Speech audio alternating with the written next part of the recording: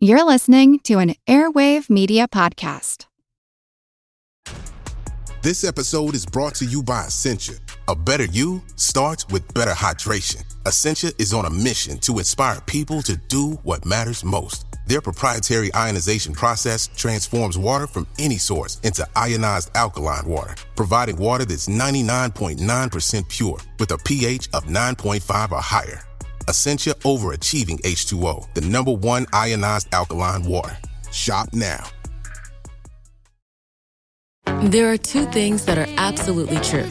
Grandma loves you, and she would never say no to McDonald's. So treat yourself to a Grandma McFlurry with your order today. It's what Grandma would want. Ba-da-ba-ba-ba. At participating McDonald's for a limited time. Recorded in Chicago, Illinois, with your hosts, Ken, Matt, Neal, and Jeff. This is Triviality.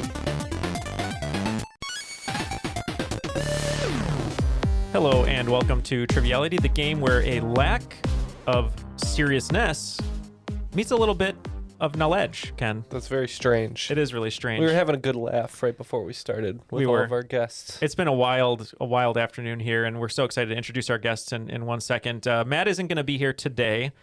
He's actually at a comic convention running the Fantastic Four booth. That's an inside joke everyone here will get, but no one listening will get. But that's okay, because we're just talking about certain properties of certain members of the Fantastic Four. Yeah, what's rubbery, what's not, and what stretches. Really, we should have been talking about the properties of the Thing, but when their name is the Thing. Yeah. And they're always rock hard. Obviously, he's made of rocks. So, come on. Well, he's hard rock. He's a hard rock hotel. He's just he's a rock. All right, I'm gonna have to bleep that, but continue. Okay, that's fine.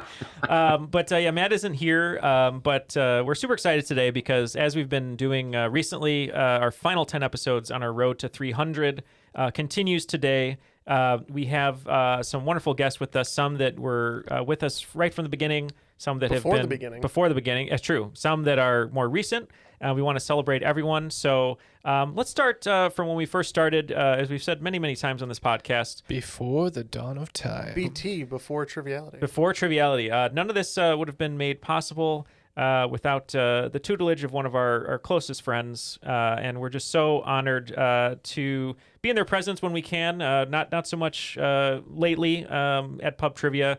But she was a patron September 25th, 2017. So our second patron ever. But we were just inspired by her and all the wonderful things that she does. And we're so excited to have her here as always. Rules Guy Impersonator on Patreon, second patron ever. Jay Borsom, how are you? You give me far too much credit for all the work that you have done over the years, gentlemen, but I am so thrilled to be back again in the studio. Not your studio, my studio, which has all the rum in it. So I'm sorry, and you're not welcome to it, but it's good to be with you guys. So happy to have you here. And thank you once again. Obviously, we started playing Pub Trivia with you and it led to all things Triviality. But thank you so much for being with us throughout this entire length of time. Oh, it's been an absolute blast to watch you guys grow and prosper and succeed. And I'm here for the next 300 and more. Oh, thank you. What recent projects have you been working on, Jay? Oh, that is a loaded question, Ken, but I'm here to answer it. So starting at the beginning of 2022, I kicked off my own kind of spin on a concept like Learned League or BP Trivia or some of the asynchronous online quizzes that have existed for years and years. It's called the World Trivia Federation. It's available through my Patreon for as low as $2 a month. It is 3 weekly quizzes, general knowledge, that drop every Monday, Wednesday, and Friday. Players have 36 hours to submit their answers. We use an ELO rating system to both matchmake and to serve as a leaderboard. And the big hook for this gimmick is that there is never an obligation to participate. There is no such thing as a forfeit. Cool. Yeah, and if you love trivia, like everyone who listening surely does, make sure to check out WTF. $2 a month is pretty great for all the amount of trivia that you get. Yeah, sure. As I say, WTF, sign up now. Jay, you still streaming? Oh, yeah, no, still streaming 4 or 5 times a week. It cut down a little bit after 2021, but still hosting trivia and trivia adjacent games on Twitch at liquid_courage. Awesome. Yeah, I was so waiting tune for into Neal that to as well. incorrectly correct my pronunciation on Courage. But Courage. Well, speaking of streaming, someone that you may have seen on the stream waves or whatever you call them, I suppose, the young kids today, someone who's been a patron of ours since June of 2019, so another longstanding patron, Savage Superstar on Patreon, local as well, Jeremy Goodson. How are you, Jeremy? I am good. How are you all doing? Doing great. Remind the folks at home what you're up to, where they can find you, all that good stuff. Yeah, so if you're looking for me, besides random podcast appearances lately, twitch.tv/LKJeremy, which also LK standing for Liquid Courage, as Jay and I have been friends for over a decade now. There you go. Well, I did not have a kid when we met. I only had the one. Now this is a match made in heaven here for trivia enthusiasts. Well, thank you, Jeremy, for being here and just for supporting us for so long and being such a great friend to the show. We really appreciate it. Yeah, I'm just happy to see how far you guys have come. I remember meeting you at trivia way long time ago now, it feels like. Yep. And to complete the triangle of J's. Right, it is a triangle of J's today. I think there was another phrase we said that we'll probably get to that was great too, and I can't remember. But a lot of J's today, and we're so happy to have our host with the most back in the saddle, and whatever other phrases you can say that are just like that. Coming to us from Massachusetts, an Oakland 5 supporter on Patreon as of 2022, so one of our newer patrons, but someone that we very much appreciate all of their help. That is Jamie Rishikof. How are you, Jamie? Doing good. Thanks for having me back. Of course. For anyone who's a patron, you might remember Jamie's Patreon bonus episode, which we had a wonderful topic of what, Ken? Animal sex. Animal sex. So is unforgettable. I got outvoted. I was going for Freudian fornications for the title, but you know. There you go. But we had a wonderful time then, but we also had a wonderful time with your regular game as well. But let's remind folks about what you're up to in Massachusetts and what we're in store for today. So I'm a psychologist. I work with kids and teens, and not sure what else to say. Live in Natick, Massachusetts. Love it. And I think we said last time that we were in need of heavy amounts of therapy probably after the episode. And so Jamie has become our private Triviality doctor, I suppose. Yeah. We'll talk about that in session. But thank you, Jamie, for joining us today. We have everyone here we need to play, and we need a rules read, Ken. So what are you feeling today? Or maybe we'll have Jamie pick. What does Jamie want to hear? Jamie? How about Gilbert Gottfried? All right, we'll hear Gilbert Gottfried. Triviality Podcast is 2 rounds of 20 questions worth 10 points apiece. At halftime, there's a special swing round by this week's host. In the final round, players wager points they've earned for a chance to become the cream of the crop. I am the cream. Yeah, the cream of the crop. All right, we have the rules thanks to Gilbert, and it's time to go. So teams today are going to be the Jays, Jay and Jeremy, versus who's sitting out? You? Yeah. Too many Jays, right? We couldn't have too many J's. So. Okay. So versus me and Neal. So is that going to be your team name, what you typed there? Menage J Trois?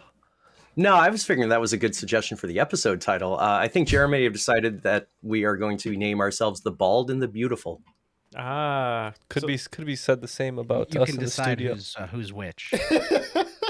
Yeah, we have to have another soap opera name then. So do you want One Life to Live or All My Children pun there that we can make? Oh, considering the pre-recording conversation we had, I was going to go with Genital Hospital. That's what we'll do. Genital Hospital? Yes. Okay. All right. Perfect. Okay. Oh, the poor kids of Triviality. What's a genital? Wow. Okay. All right. I'll remind you from last time I did general trivia that I like to theme my rounds. Did you say general trivia or genital trivia? In this case, general trivia. Okay. Yes, the genital trivia was the bonus episode. Okay. Accurate. So round 1 is titled "You Look Familiar." Question 1. He's the handsome one. Over the course of 23 years, this actor has played the same character on 11 different TV shows, including The X-Files, Arrested Development, and The Simpsons. Name the actor, and for a bonus point, name the character. All right, I think Jeremy and I are locked in on this if you guys want to talk it through. Sweet. So he's the handsome one immediately makes me think of the old phrase when people used to talk about the Baldwins, but I don't know if there was a Baldwin on X-Files. It's not a character, though. Oh, yeah, I guess it's a character, right? All right. Well, we don't really know. We know a long-running character. I'm not sure if they were on these shows, but we're going to say Rip Taylor. Not sure if that's a real name or if that's a stage persona. Jeremy, do you want to take it or me? Because I feel like we tag team this a little bit.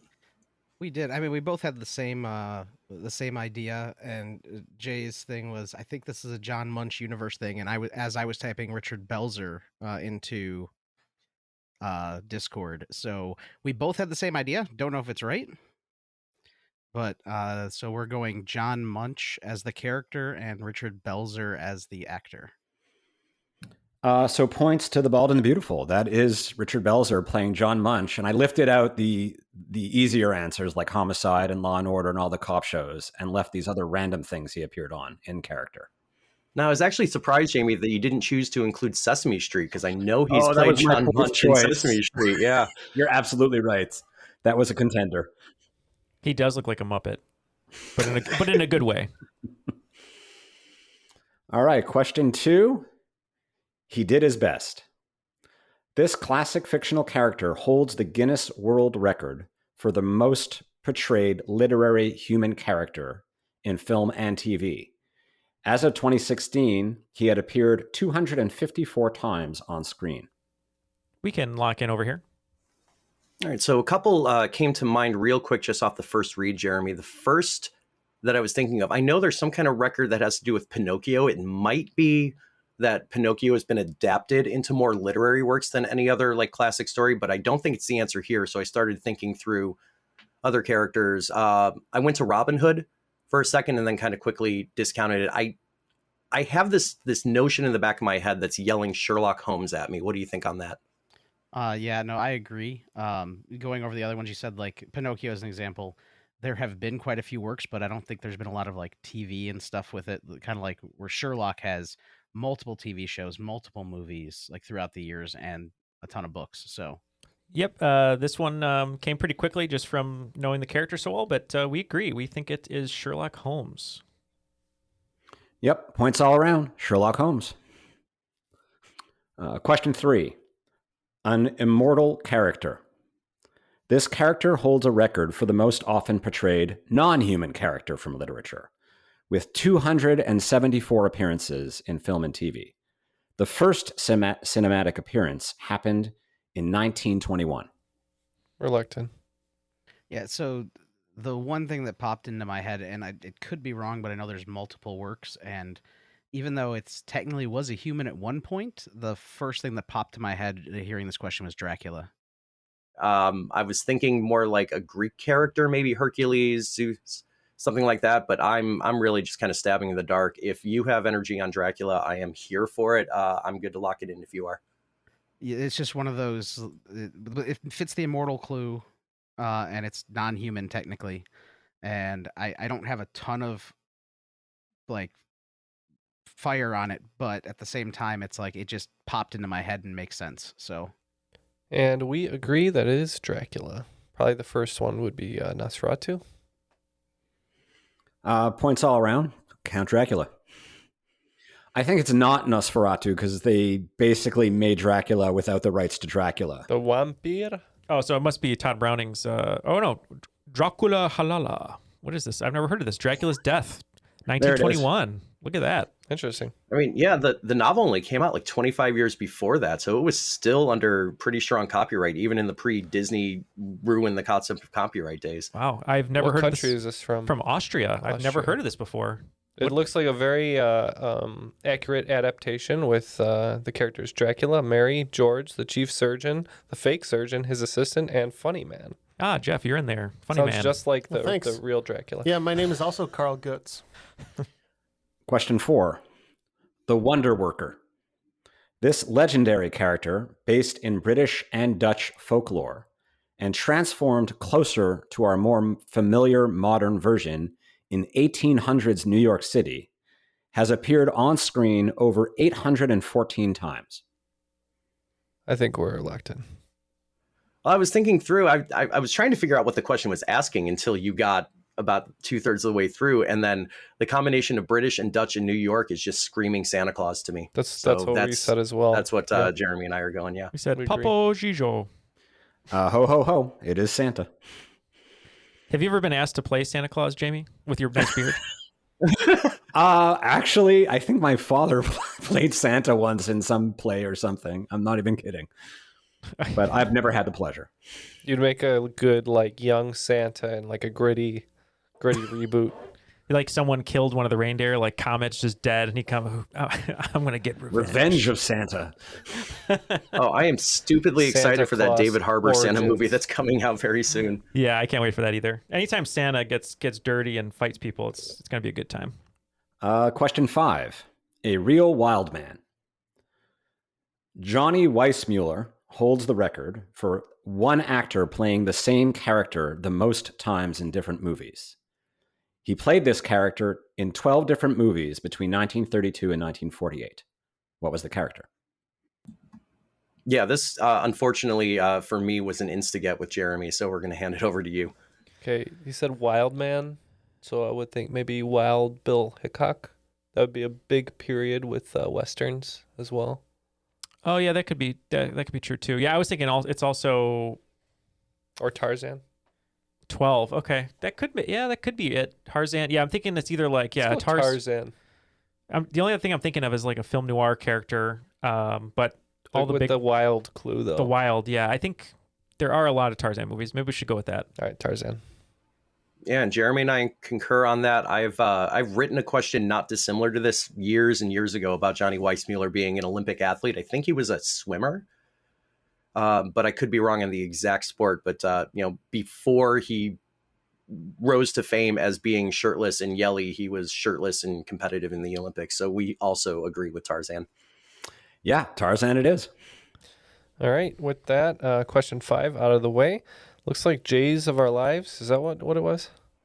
The Bald and the Kind Beautiful. of wish it was Bald now. and the Beautiful. 50 points and 51, Ken. 51. They had From the what? bonus from the first one. Oh, there was a bonus. Okay. 51 points and 40 points for Genital Hospital. Question 6. When you go out, don't tell them the arms that I have. The actor who was portrayed the most times by other actors is not even famous for his acting, but his role in history. He has been portrayed 11 times in TV shows and movies by other people. Okay, I threw an idea at Jeremy, and it seems like you're on board with me on this. Yeah, And it fits the clue. Yeah, definitely. When I think of actors that are famous for things that have nothing to do with acting, it may help that I earlier today was writing a question about the TV series Bones, because the name Booth was in my head, and I really think this is going to fit that clue. So I think we're going to lock in with John Wilkes Booth. And we said the same. Well, you're on the right track. It is John Wilkes Booth. Well done. Question 7.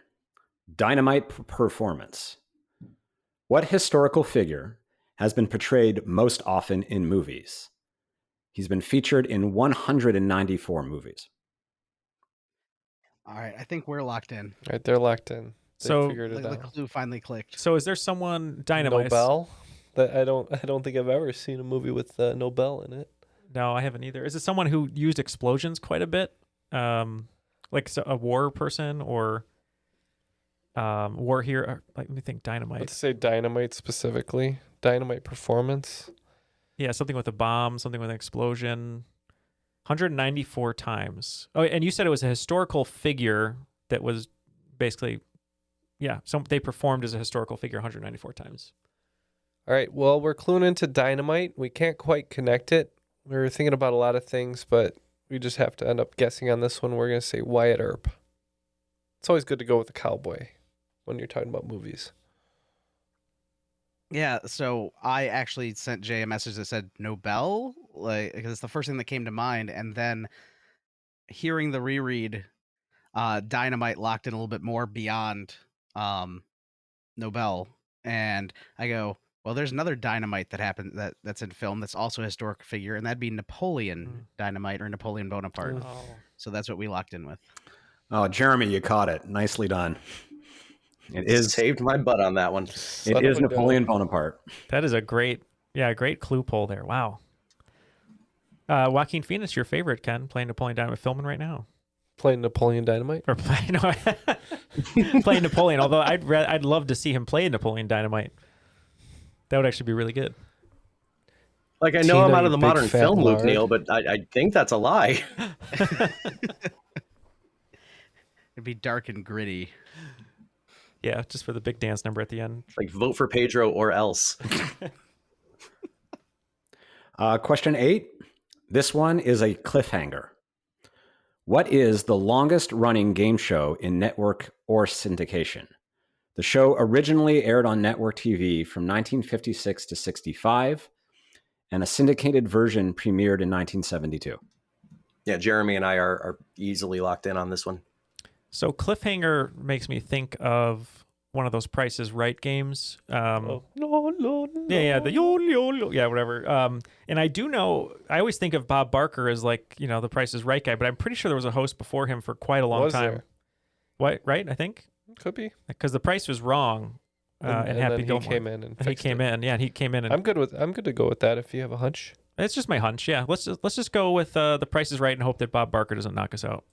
Yeah, Jeremy and I very much went the same way off of the clue cliffhangers. I was hoping that this was going to somehow go in a Sylvester Stallone direction, but I'm very happy that it went in a game show direction. And yeah, cliffhangers is the Yodely guy without going over the cliff show on The Price is Right. So we're both on the same page on that one and are locked in. Yeah, absolutely. That's why I know this, but it's in my head. The host you're looking for is Bill Cullen, I believe. Oh, wow. Related to Edward Cullen, Vampire of Twilight. Thank you for that, Jeremy. I couldn't get Art Fleming out of my head, and I know he was like the original host of Jeopardy. Yeah. I'm now regretting not offering a bonus point if you could hum the yodeler for the bonus point on this question. But yeah, The Price is Right is absolutely correct. Question 9, I believe. With more than 1,600 recorded cover versions, what song has been covered the most times? All right, Jeremy and I danced around this a little bit, but I think we're in agreement on a guess, so we're locked in. All right, so they're locked in quickly, which doesn't bode well for us. But the I believe right off the bat, every time there's marketing for Christmas, it's always I believe or whatever, and it makes me think of Santa Claus, which I know we had a Santa Claus question, but White Christmas is covered quite a lot, and so is like a couple other Christmas songs. But what about one with Santa, like Santa Claus is coming to town or something like that? That might be, yeah, maybe we go that route. Santa Claus is coming to town because you got, I mean, the famous ones, obviously the Bruce Springsteen and then the other ones, but I like that because I think it's got to be, I could be way off, but I'm guessing it's a Christmas song. All right, let's go Santa Claus coming to town. Okay.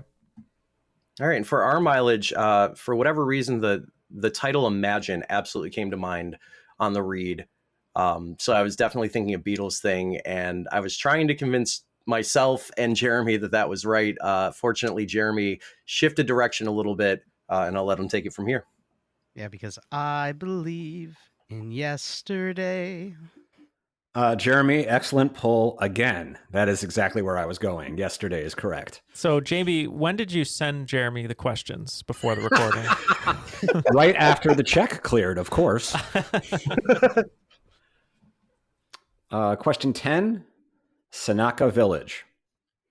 With appearances in movies like Enchanted, Elf, and Spider-Man 3, to name a few, what is the most used film and TV location off of studio lots?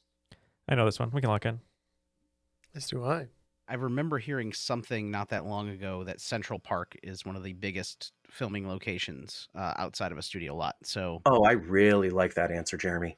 That's first thing that came to mind, and I can't think of anything else. So that was where my mind was. Yeah, my ball is in your court on this. If you think it, let's go with it.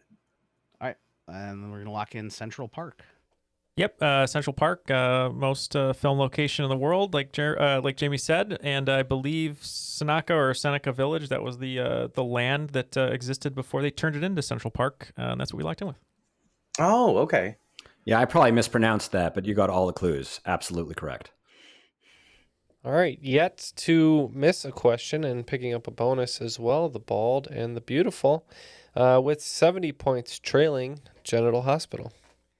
It's crazy. We only missed 3 questions, but it feels like we're miles away. We're going to have to go to the hospital after this game, I think. I think we will. Yeah, and Jamie's going to be footing the bill. I think the big difference here is that Matt isn't here to ask any questions about slam ball. Yeah, there you that's go, true. Jay. You have a second chance to redeem yourself. You do have a second chance. I saw a tweet that said Slam Ball's coming back. But for anyone who isn't familiar with Slam Ball but is more familiar with our show, all 3 of our guests today are Patreon supporters. So if you'd like to get some ad-free versions of our main feed episodes, you can join for as little as $1 a month, and that will get you all of our episodes with no ads. But if you don't mind the ads, and started the new year in 2023, we're going to have some fun products that I hope we're going to get to try, right, Ken? Like in person. I hope so. I think we might get I love swag. Maybe some socks we might be able to try. We won't name the brand yet because they haven't signed on. Maybe some drinks.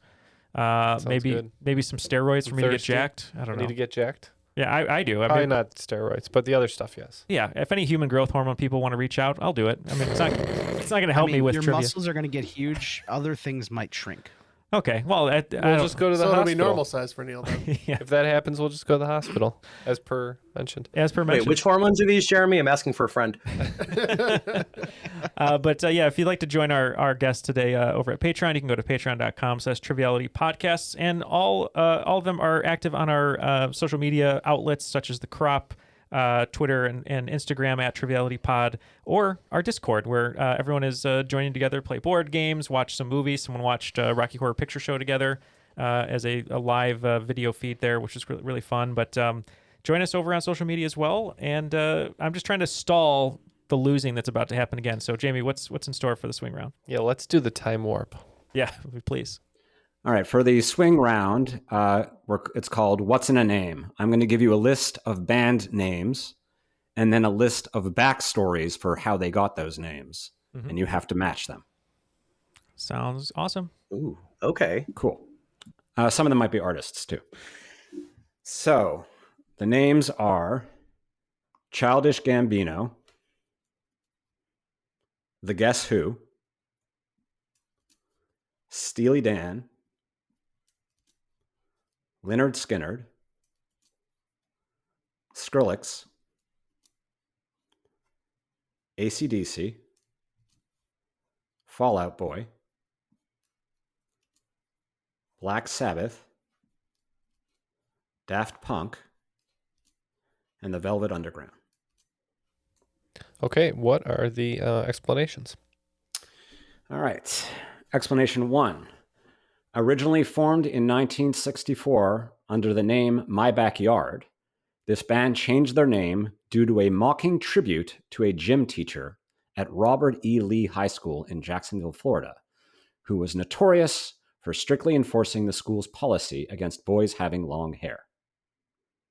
Number 2, formed in 1968 in Birmingham, England, the band got their name from the title of a 1963 horror film starring Boris Karloff, which happened to be showing at a cinema across the street from their rehearsal room.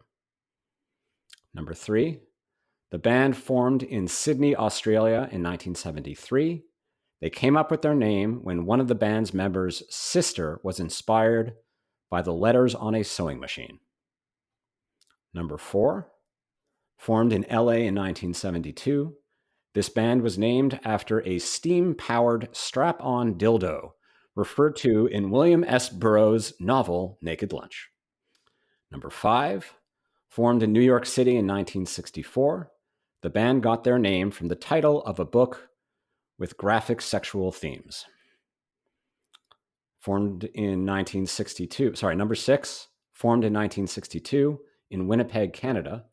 They picked this name with the hope that the public might assume the name was deliberately masking several famous artists that were collaborating under a pseudonym. Number 7, formed in Paris in 1993 by 2 former members of the band Darlin', This band's name came from a negative review in the United Kingdom's Melody Maker. Number 8. This band formed in Wilmette, Illinois in 2001 without a name for their first 2 shows. At the end of the second show, however, they asked the audience to yell out ideas for names. And one of the suggestions, which was inspired by The Simpsons, became the band name. Number 9. In 2008, this hip-hop rapper got his stage name from the online Wu-Tang Clan name generator. And number 10. In 2008, this DJ began performing under his old AOL screen name. Okay, and just for the audience reference, when we come back, we'll give the descriptions again, and we'll relate the artists to them. So we'll be right back as we consider these. There are 2 things that are absolutely true. Grandma loves you, and she would never say no to McDonald's. So treat yourself to a Grandma McFlurry with your order today. It's what Grandma would want. Ba-da-ba-ba-ba. At participating McDonald's for a limited time. Sergeant and Mr. Smith, you're gonna love this house. Bunk beds in a closet? There's no field manual for finding the right home. But when you do, USAA Homeowners Insurance can help protect it the right way. Restrictions apply. And we are back with our answers for the swing round. These were a lot of fun. This is some trivia bread and butter here, wouldn't you say, Neal? I think so. It's very entertaining, and it's stuff that you love to spout at parties. All right, let's have it again, Jamie. All right, so question 1 was a band in 1964 in Jacksonville, Florida, who were named for a gym teacher who hated long hair. Yep, we said Lynyrd Skynyrd. Yeah, band was named for Leonard Skinner. Leonard Skinner is what we went with also. Correct. And number 2 was 1968 in Birmingham, England, named for a Boris Karloff film, Across the Street. We went with Black Sabbath. Yeah, this is one I didn't know offhand, but, kind of what else could it be based on the list? Jeremy, we went Black Sabbath as well, right? Yep, agreed. That is correct. Question 3 from Sydney, Australia in 1973, named for a sewing machine by a sister of a band member. We went with AC/DC. Yeah, as did we. We agree. That is correct. And in 1972, referring to the strap-on steam-powered dildo. That would be Steely Dan. I'm so pleased and weirded out that I know this dead to rights. It is definitely Steely Dan. And proud you should be. That is correct. Question 5, formed in New York City in 1964, named for a graphic sexual title of a book. Went with the Velvet Underground. Yep, as did we on this one. Velvet Underground. Absolutely. Number 6, this band from Winnipeg, Canada in 1962 gave a vague name in order to mislead prospective fans that it might be some famous artists under a pseudonym. The Guess Who. Yeah, I always thought they were named in a pseudo homage to The Who, but your story made a lot more sense, so we went with Guess Who also. That is their story. Question 7, Paris 1993, named for a negative review in UK's Melody Maker. Whoever wrote that is probably eating their words after a long career, but we said Daft Punk. I mean, whoever did write that got lucky being associated with them forever. It's Daft Punk. True that. They were all up all night. Thinking about it. Tell you what, they probably got sacked pretty quick, so they didn't make that trip around the world. Well, it's like I always say, work harder, faster, longer, not smarter. Question 8. A band who could not think of their own name asked the audience, and someone came up with a Simpsons reference. Fall Out Boy. Yeah, Chicago hometown band here, Fall Out Boy. Yeah, we'd have to give up our L cards if we didn't know that. Absolutely. And question 9, an artist who got his name from a Wu-Tang Clan name generator. That's Childish Gambino. I think I had this as a true-false question at my pub show a couple weeks ago. Yeah, Childish Gambino for sure. Absolutely. AKA Donald Glover. And number 10, an artist who got his name because it was his old AOL screen name. Skrillex. Yeah, we're in agreement as well. Yep. And before Absolutely. we tabulate the scores, just want to say that our Wu-Tang name generator names are, for Jeff, Wizard Violent, for Neal, Hunter Insane. You like that, Neal? It's pretty good. And I was Monkey Fearless, but I'm going to go with Monkey D Fearless. I think it's a stronger name. I like it. Excellent. Scores? Yeah, so after that swing round, everybody got everything right in the swing round. So it was a complete sweep for both teams. That'll bring Genital Hospital all the way up to 120 points, but keeping their lead at 151, perfect throughout. Bald and the Beautiful. Oh, they haven't missed a question yet. They have not. Because we haven't asked a slam ball question. Could it be a perfect game? Could it be? Halfway to a perfect game. Perfect game? Not anymore. All right, So, Jeremy. I know it's an audio medium, but All right, Jamie, take it away for round 2. So round 2 is all slam ball questions. yeah, no, I flew too close to the sun on that. Kidding. The round 2's theme is surprising inventors. So these are people who have invented things that you might not know about. Question 1, a shocking inventor. Among other inventions, this founding father is credited with inventing swim fins, the odometer, the American political cartoons, and bifocals. All right, we can lock in right away on this one. Jay, how you feeling? Feeling really good on this. Jeremy and I typed the same thing at the same time. I think it's the Decemberists' favorite founding father, Benjamin Redacted Franklin. Yeah, we said Ben Franklin. And that one's all about the Benjamins. Absolutely. Question 2, third time's a charm. Among other inventions, this founding father is credited with inventing a macaroni machine, a revolving chair with a leg rest and writing arm, and a revolving book stand. All right, I'm very much between 2 right now, Jeremy. It's how you interpret the third time's a charm thing, because the first thing that came to mind, third time's a charm, founding fathers, John Adams, in as much as he may have run for president 3 times, he was Washington's VP twice, and then, of course, the second president. But you threw Jefferson at me, which could arguably fit the third time's a charm clue, and it bumped the punch bowl a little bit that I think there was an old Simpsons episode where Homer was becoming like a great inventor, and he wanted to go find the chair that was invented by like Thomas Jefferson. Does that ring a bell to you at all, or am I just making stuff up entirely? I mean, a little bit. I got it from the macaroni clue, which I don't know why, but I remember hearing something recently about Jefferson and macaroni. Or like popularizing macaroni or something like that. And then the books thing kind of dug it home for me, just because he was an avid reader and he had like notes in all of his books, and he wrote his own version of the Bible, like all that stuff. So that was... How do you diagnose that, Jamie? Wrote your own version of the Bible. I don't have an answer for that. I'm trying desperately to connect this to BYU news, and I can't get there. I feel... Oh, that's funny. I think it's, you can't make it worse. So Jeremy, I'm a coin flip on this. I'm going to be honest with you.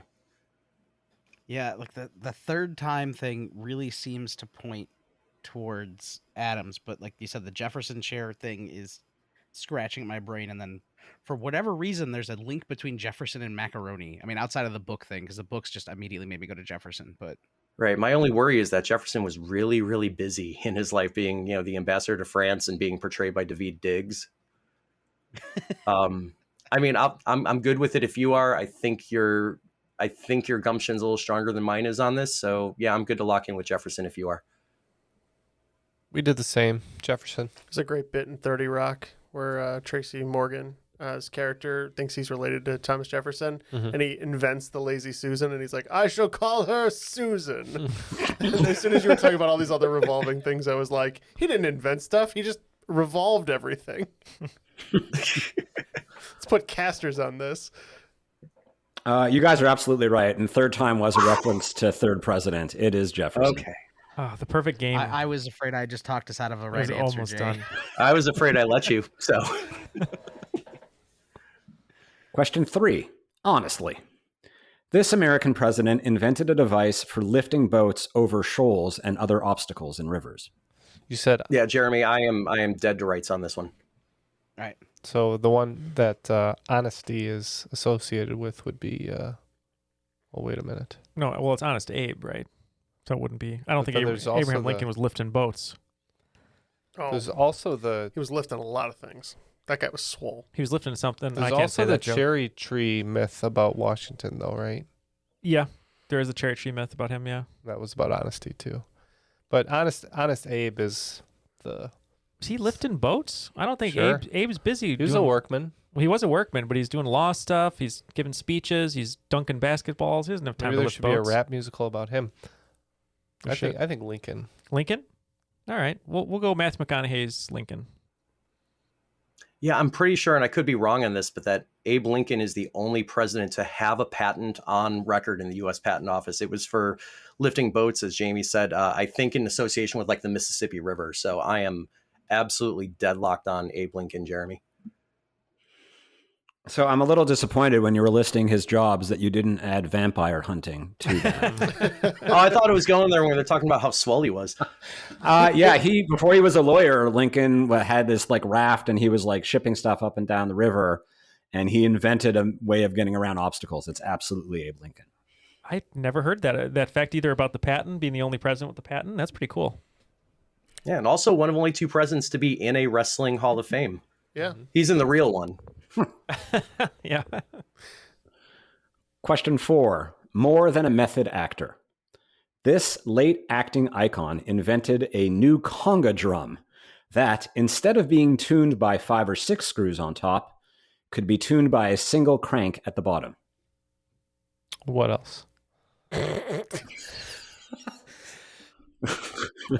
After a little deliberation, I think Jeremy's got an idea on this, and I'm going to go with it. So we're locked in. Okay. So we're looking for a dead method actor. Mm-hmm. I'm just going through my head right now. Laurence Olivier. Who's method? It's a good guess. I would say probably the most famous... Marlon Brando? Brando is probably what you'd consider method. He might not have gone like Daniel Day-Lewis method, but like he was a crank, just like the question states. So I'd say Marlon Brando would be nuts enough to make a conga drum. All right, let's do it. Yeah. Yeah, I just random actor facts I know. Marlon Brando was a drummer, and I don't know if he invented something, but method actor that did something with a drum. That's where my mind went. Yeah, So- it sounds a hell of a lot better than my answer. So that's where we went. Also locked in with Marlon Brando. Yep, that is exactly right. Marlon Brando. Points for both.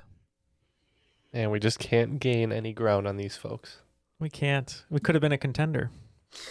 Nice. But now look at us. That's back-to-back waterfront questions, I think.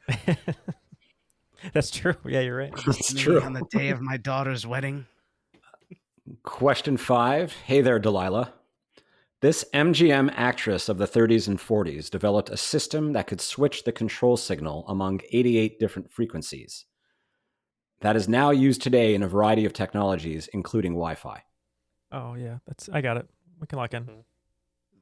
For some reason, Hedy Lamarr comes to head. That's 100% it. Thank you so much. I couldn't get past like Greta Garbo and Rita Hayworth and people that Madonna sang about. I'm like, it's one of them. Which one is it? The moment you said Hedy Lamarr, that just like I got an electric shock of rightness. So let's go with that for sure. Yeah, there's a great documentary about her as well. What was it called? Bombshell? Bombshell, I think, yeah. And then Gal Gadot's going to play her in a series. Cool. Yeah. And nice. we said the same. Hedy Lamarr. Yeah, it is. She was pretty brilliant. And there's actually a really good graphic novel all about her life story as well. Oh, cool. That sounds really fun. I'll have to check that out. Big argument that the Allies wouldn't have won the war effort without her work. And the graphic novel is called, is this The Secret Communication System or Hedy Lamarr's Double Life? I think it was Hedy Lamarr's Double Knife that I read. That was really good. Ooh, okay. Very cool. So after 5 in the second round, both teams perfect, but one team's still perfect throughout the whole game. Bald and the Beautiful, 201 points, an impressive feat so far. Not too far behind, though. You guys have 170 points at Genital Hospital, so still anyone's game. Usually this would be enough to not get mangled. Yeah, I mean, it's not looking good, that's for sure. It's with both of us having so many points, though. It's such a slim margin. Well, we know now Yeah, if you that last invite round's gonna- this many Jays into the studios, you're going to have a problem. It's such a slim margin, is what they told me at the genital hospital.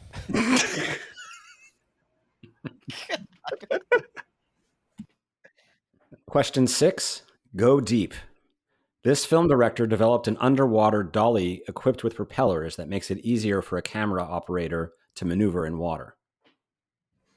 Okay, when you first started reading it, the first thought that came to mind when you said deep, and I heard filmmaker, was Jacques Cousteau, who's famously done work on like scuba stuff. But Jeremy thankfully gave me the alternate out.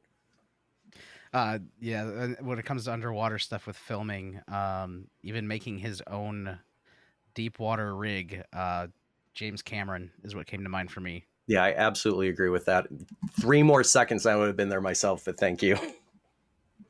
Yep, we went with James Cameron.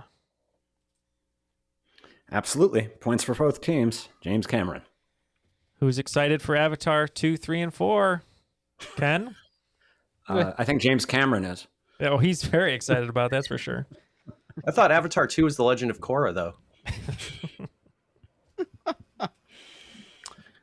Question 7. This guy? This famous scientist invented a better ballet toe shoe that provides additional support. All right, we are sniffing a small clue in here, we think, and we're locked in with a guess. This may be where things end. We'll find out here in a moment. Jeremy and I just kind of, I don't know if you can give each other stares in the middle distance on a Discord chat, but I think we both did that simultaneously. We're like, I initially threw out just a complete guess of Tesla, because when I think ballet, I think, Eastern Europe and Russia, and I know Tesla's associated with being from that area, but I don't love that at all. You found we're ballet still kind of electrifying, I hear. Yeah, he stuck potatoes on the shoes. Well, He the made true little- innovator that he little- was, yeah. He made little pigeon-sized shoes. No, he made them so that you coil up your toes at the front. That was the innovation. But then Jeremy threw out a couple ideas that I think might have gotten us somewhere with the name of the category. So, Jeremy, do you want to talk through that? The only other things that come to mind would be like either Einstein or Edison. We're talking about inventors of stuff, and yeah, just trying to then back what solve we- with that category name of this guy. The thought is, I think it's an expression to say that this guy is like no Einstein. So based on literally nothing else but that's where Jeremy and I are going to lock in with Einstein. Okay. When we hear guy, like this guy, we think science guys, right? Mhm. And there's only like a pretty decent handful of famous scientists, you would say. So we said Bill Nye, the science guy. Oh, that's so much And better. I think he's an engineer too, so. He is an engineer, and that is exactly what that clue was. Wow. Oh, nice Nicely done. pull. We got him. We went old school. We Nice didn't even think pull. of going. Very nicely Yeah. done. I tipped my cap to you Great because I pull. thought that was like way off, but yeah, good pull, Ken. Wow. Oh, that's so much better. You're still winning, but as it soon feels as you good. said it, like, yeah, that fits the clue really well. Bill.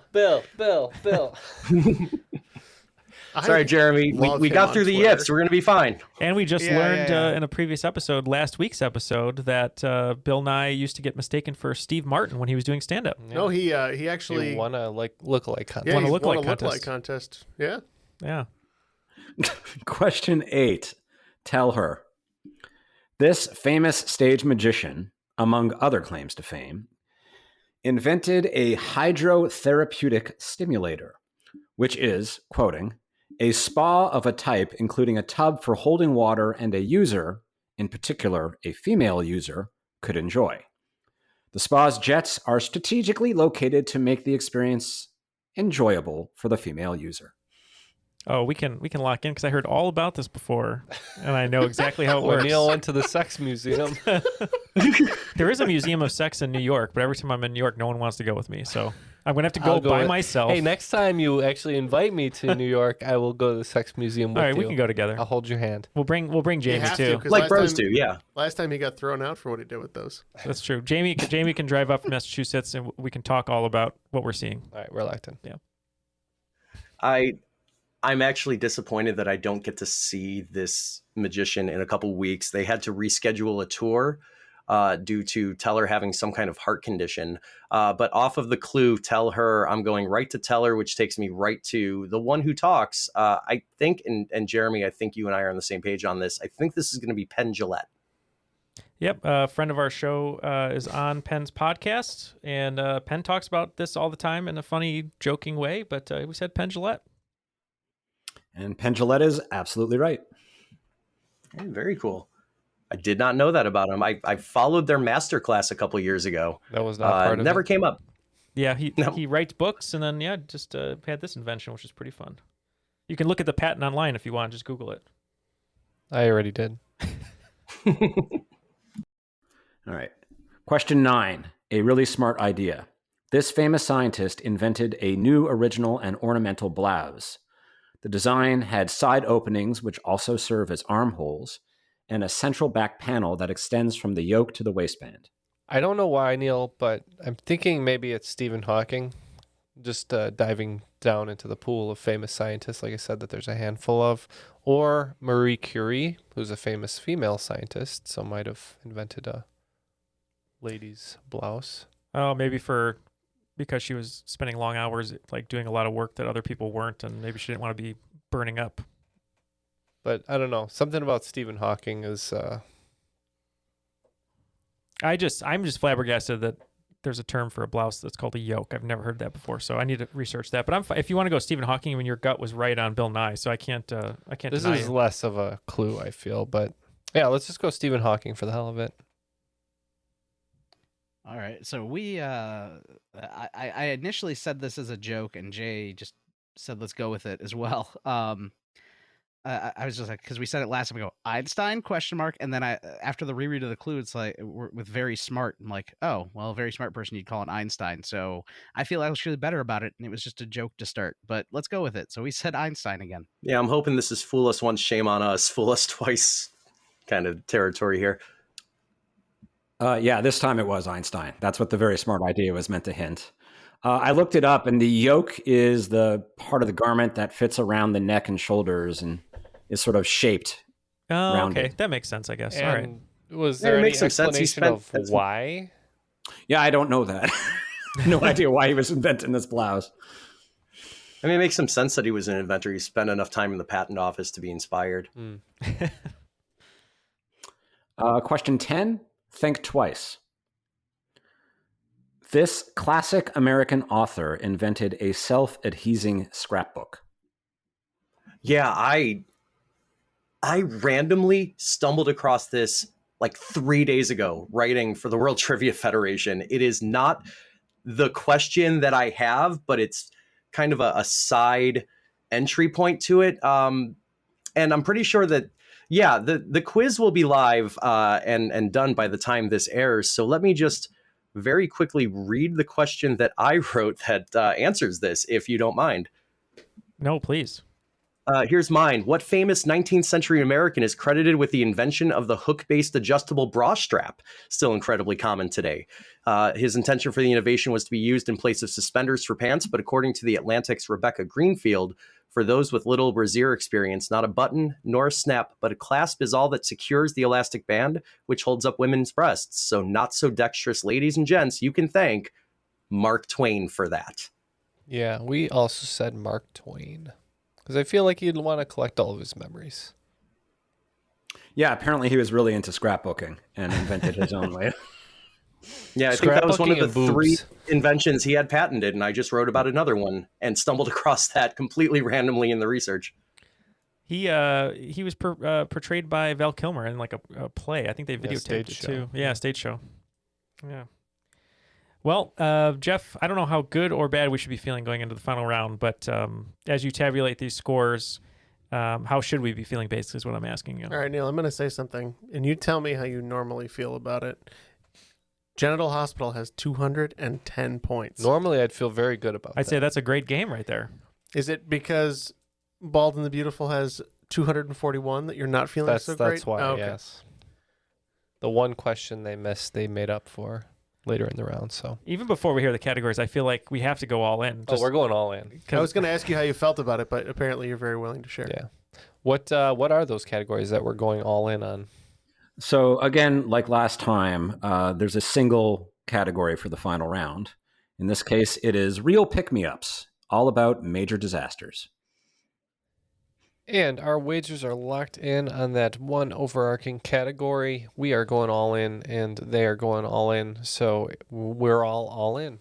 Let's have the questions. Are you in? As Incubus famously asked. All right, it's Way time to go with their 7th best-known single for that reference. It's time for some real pick-me-ups. Question 1. What is the bloodiest day in history? On January 23rd, 1556, this Chinese disaster is the deadliest day in recorded human history. Estimated that 830,000 people died on that single day. Question 2. With a cost of $590 billion, what was the most expensive blunder in history? On April 25th, 1986, a drill simulating a power outage led to uncontrolled reactions and a steam fire that burned for 9 days. 134 workers were hospitalized and 31 of them died the following weeks. 14 of them would later die from related causes. Design flaws and low safety standards were determined to have caused the terrible incident. Question 3. With an estimated 75 to 200 million deaths, what was the deadliest pandemic in human history? Question 4. Who was the deadliest dictator in history? During his time in power, he caused a total of 47,263,517 deaths. And question 5. What is the deadliest known disease? It causes 16% of deaths worldwide. Since the year 2000, the largest increase in deaths has been for this disease, rising by more than 2 million to 8.9 million deaths in 2019. Those are the upper questions, and we will be back with the downer answers. We are back with our answers. Let's have the questions one more time and find out the method of our death. Mm-hmm. All right, final round, real pick-me-ups. Question 1, the bloodiest day in history, January 23rd, 1556 in China. My 1500s China knowledge is a little bit limited, I admit. We feel like it was that big old earthquake that hit that day that everybody knows about. Yeah, and that's interesting because that's exactly what we have as well. Without, the parenthetical big ol', we have earthquake. Yeah, we were like, I know there's probably a non-specific name to it. points. Non-specific points. So I'm going to be that guy. There is a specific name. Do either team want to take a stab at it? Jeremy, you want me to throw a guess? Yeah, go ahead. I told you what I thought the same came close. If it's not it, but if you have something better, please. It's an incredibly specific guess. I think it might have just been called the Great Earthquake. We said the Yangtze earthquake. It is called, and forgive me if I don't pronounce it correctly, the Shaanxi earthquake. That's what I said. Which I assume is regional. That's what I said. Yeah, and that, of course, translates to English as great. So, clearly. So points all around. No. All right, no points. No points. Question 2, the most expensive blunder in history. We feel that's the Chernobyl disaster. Yeah, what did you say the economic toll was? $590 billion. Not great, not terrible. We said Chernobyl also. And Chernobyl it is. Question 3, the most deadly pandemic in history. We said the bubonic plague. Because I believe it killed a third of the Earth's population or something like that at the time, which was less, but still a lot. You call it the teenage boys plague, right? Hmm? The bubonic plague. Oh, very good. Very good, Neil. It was for Jamie. Hit the laugh track. No, hit the laugh track. Not the applause. Hit the laugh track. That would be like on Big Bang Theory. He's out of science. Yeah, it would be Penny coming in with her wine glass going, Or like Sheldon, you mean like the teenage boys plague? The bubonic plague? Yeah. This is one that we were really torn on because my first instinctive answer was the Spanish flu, but sitting there thinking it through with Jeremy, remembering that there were a couple billion people on the planet at that point, and I think it would have been really, really hard for like a tenth of them to die in 3 years. So we ultimately kind of wiggled back and forth. And Jeremy, what did we land on? We ended up also going the bubonic plague. And points for both teams. Added piece of trivia, I've recently learned that is where the term boo-boo comes from. Like you have a boo-boo. Oh, is it really? No kidding. Yeah, that the blemishes that would be left behind, or the scarring, would be called boo-boos. That is that's cute. So a thing I'm never going to tell my kids again. Yeah, so they got boo-boos by playing Ring Around the Rosie. Exactly. Different plague. So cute. Question 4 was the deadliest dictator in history. We said Stalin. And this is another one that we waffled back and forth between two. My first energy was Stalin as well, but Jeremy, you threw out an alternative name. What was that? So I swear I heard this somewhere on a podcast within the past, I don't know, at the time all runs together now, but something I was listening to where it was almost a very similar question, and they had said Stalin, and then it was brought up that Mao had killed about 3 times as many people as Stalin. So we ended up going with Mao. Yeah, Mao Zedong. Yeah, once again, I think Jeremy pulled it. It is Mao. MVP of this episode right there, Jeremy. I'd like to know numbers now, though, to know if it's really 3 times or if that's just something No, like I think you're pretty close. Wrong. I think due to the Communist Party policies, I think nearly as many people starved just due to incompetence as Stalin intentionally got rid of. And the final question, the deadliest known disease. We were kind of going between heart disease and cancers, and we went with, although heart disease has been the top for a long time, we went with cancers due to the fact that you said it's been rising a lot lately. See, we went a very different direction, and I thought exclusively infectious diseases. So first thought, best thought on that was malaria, because mosquitoes are the deadliest animal on the planet. You guys moved off the right answer there. It is coronary heart disease. Oh, nice pull. There's a lot of countries that are westernizing and taking on American diets. They're also getting heart disease. All right, and the final round scores have been tabulated with an excellent 180 points. Genital Hospital is in second place because today's cream of the crop with 271 points is the Bald and the Beautiful. On balance, off balance, doesn't matter. I'm better than you are. Well done. Great game. Thank you. You kept the gas on the entire time, boys. Oh, we got crushed. Thank you for being nice. That's what the hospital told us, at least. That's true. Look, you didn't lose. You came in second. Yeah, that's true. That's true. I'll start thinking that way. Well, let's start the thank you train here because there's so many thanks to give out just from our screen here. Jeremy, we always love seeing you. We haven't seen you in person in a while. Hopefully we'll change that along with Jay. But any final shout outs, links, promotions, whatever you'd like to say, the floor is yours. Just big thanks to Jamie for writing the game. That was awesome.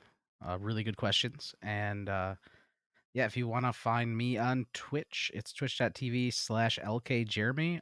The main thing that might interest anybody listening here is Brian Nash and I do a version of his Geek Trivia game every Thursday night at 9:30 p.m. Central. So come check that out, play some trivia. And I don't know if this will be out in time, but if it is, we're going to be doing a fundraiser for March of Dimes and my channel. So part of a group of channels doing that the week of November 13th through 19th. So if it's out in time, come check that out. If not, I'll be posting stuff on social media and all that when it gets closer. Very cool. Wonderful. Yeah, and shout out to Brian Nash as well. Hello to him. Our next thank you here, we said at the beginning, Jay, you've been so influential to us, and it's always wonderful to see you here. Any shout outs? The floor is yours, of course. Yeah, a couple quick shout outs. First and foremost to my family to continue putting up with me. Shout out to the rest of the crew over in the Trivia Writers Co-op.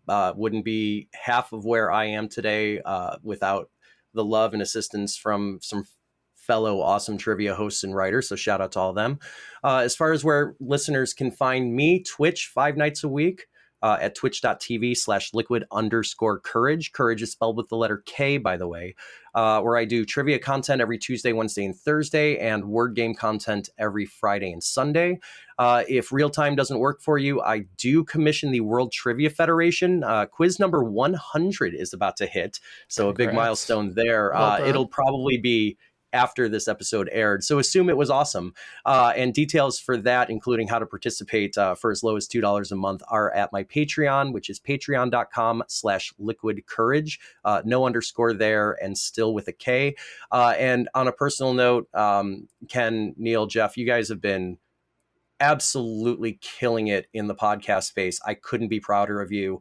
I am honored to hitch my wagon to your stars. So thank you so much. Thank you so I know much. This is my 135th appearance on this show, but you're always so gracious to have me on, and I love you for it. Keep up the good work, and best of luck. Let it be 300 more. Thank you. Oh, thank you so much. So nice to see you today. And we're out of time, right? No, I'm just kidding. That's Jamie, our time. Jamie, We're playing us off. That's our music. Jamie, what a great game today. Thank you. Like high scores, but like questions we definitely had to think about. Yes. And really fun questions too. So any parting words from you? Let me know if I need to talk at 2 times speed in order to make up the time. No. So I really enjoy putting these together. So thank you for inviting me back. And a shout out to my wife, Diane, for supporting me doing stuff like this. And for my kids for not being audible while I did this, to Carter and Madison. I appreciate all their support. Awesome. And that'll do it for today. Once again, we want to remind everybody that we are part of the Airwave Media Network, where you can check out great podcasts such as Pulse of the Planet, The Secret History of Hollywood, and The Projection Booth. Don't forget, There's one Ken, for Neal. They also have movie therapy. I don't know if it's as good as Jamie's actual therapy. That's true. But it comes close. And the Pirate History Podcast. That one sounds pretty cool. All right. Well, that'll do it for today. We want to thank all of our guests once again for Jay, Jamie, Jeremy, Jeff, all the Jays, and Neal, Matt somewhere, and myself, Ken. That was Triviality.